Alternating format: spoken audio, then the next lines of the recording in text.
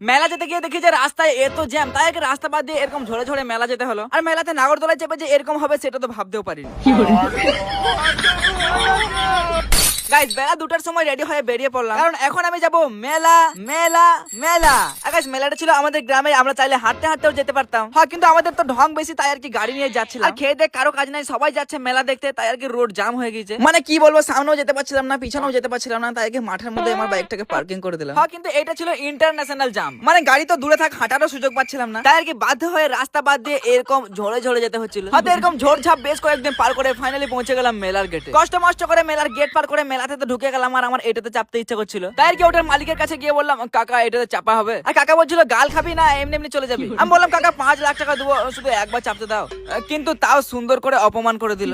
তারপরে আবার কিছু খালামা মাসিমা আমাকে দাঁড় করিয়ে তাদের সংসারের সুখ দুঃখের গল্প শোনাচ্ছিল। তাই আমিও কিছু কষ্টের গল্প শুনিয়ে সেখান থেকে ঘোড়ার পিঠে চাপতে চলে গেলাম।